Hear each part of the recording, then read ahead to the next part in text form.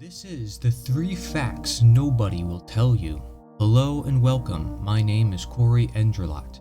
I share this with you because this knowledge really can change the world, and it speaks to the root as to why we are in our current human condition. Watch and learn, let the video develop, pause if you must, and consider checking out the PDF version in the description below of these facts so you can reflect upon it for yourself. Let us begin. Number 1. Democide is the top cause of unnatural death. Democide is known as death by government. 133 million deaths before the 20th century and 262 million deaths in the 20th century for a total of 395 million deaths. This does not include the combatants killed in the 350 plus wars between governments since 1800, or the 40 plus million international and Civil War combatant deaths in the 20th century. The number of people killed by their own governments in the 20th century was more than 4.5 times greater than the number killed by non-governmental murderers, which raises the question of whether government should be counted more as a source of security or a source of danger. Never, anywhere in the history of the world, has government only protected the rights of individuals. It has always done the opposite. Systemic wars only happened because millions of people followed the orders of one or few people.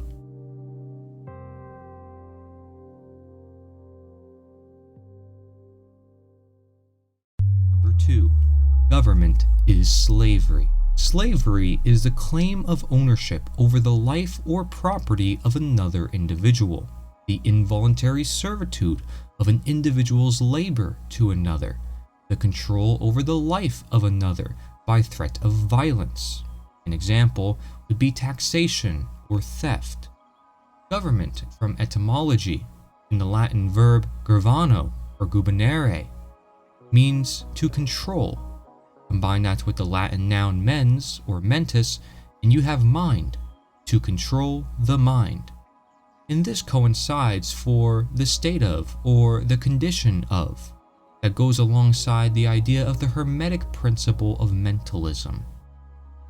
Mental slavery, or statism, is the worst form of slavery, leading to physical slavery. The first government, Sumeria, was the first form of systemic slavery. Every government since practiced slavery. Slavery is considered an established institution. Chattel slavery is only one form of slavery, which was systemically ended by the abolitionist movement in the 19th century, after nearly 4,000 plus years. These same abolitionists warned of political slavery by government extensively. Some of these most influential abolitionists were anarchists. Anarchy means an archon.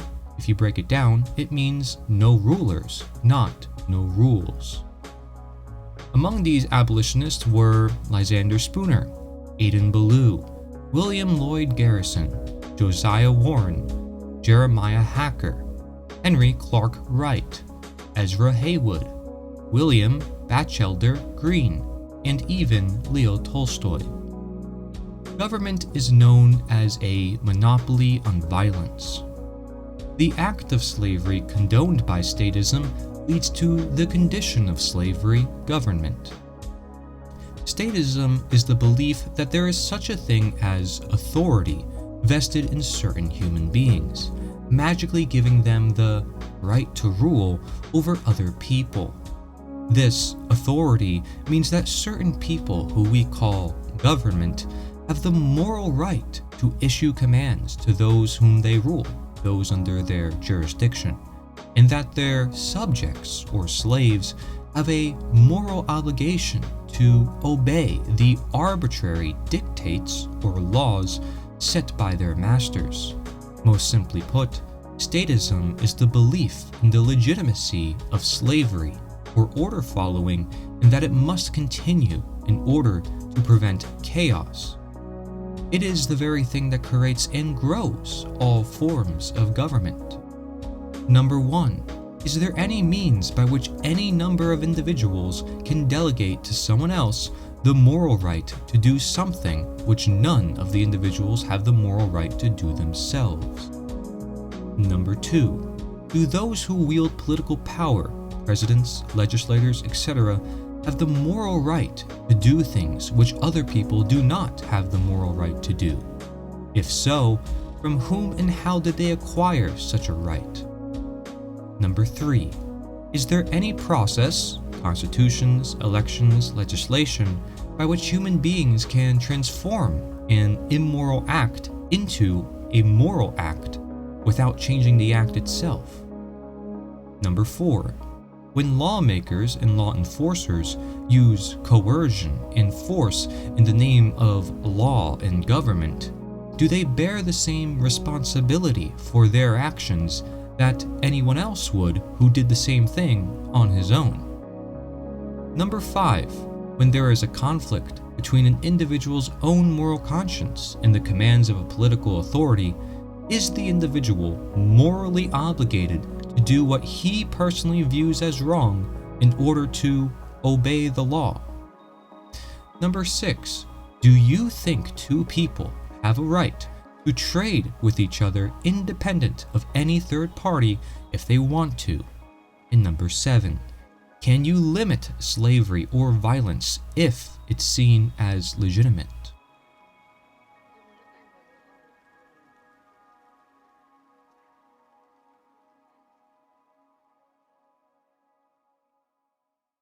Number 3. Morality leads to and determines freedom. As aggregate morality increases, freedom increases. As aggregate morality declines, freedom declines. Abolitionists used no man-made documentation to end chattel slavery. They appealed to morality, which lives at the root.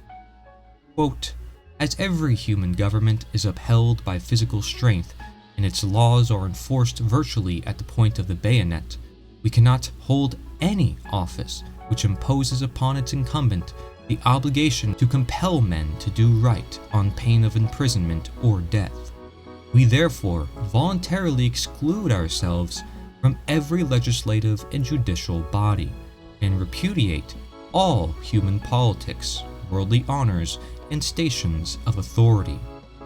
That was a quote by William Lloyd Garrison, an abolitionist and most influential journalist in the 1800s. Another quote, "Educate and inform the whole mass of the people. They are the only sure reliance for the preservation of our liberty." Quote from Thomas Jefferson. Another quote, "Any society that will give up a little liberty to gain a little security will deserve neither and lose both." That's a quote from Benjamin Franklin. Finally, another quote, "To make a contented slave, you must make a thoughtless one. It is necessary to darken his moral and mental vision, and, as far as possible, to annihilate his power of reason. He must be able to detect no inconsistencies in slavery. The man that takes his earnings must be able to convince him that he has a perfect right to do so.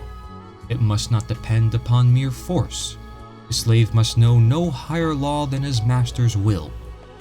The whole relationship must not only demonstrate to his mind its necessity, but its absolute rightfulness."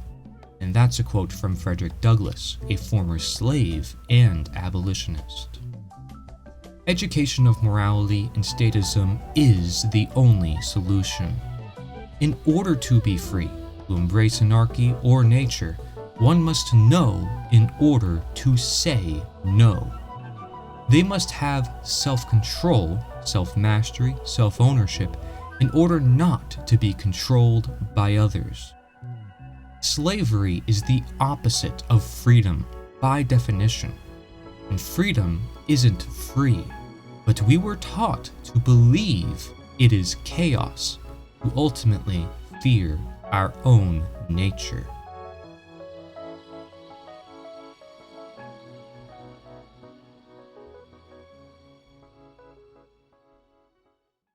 To learn more, you can go to tolfa.us. That's TOLFA.us.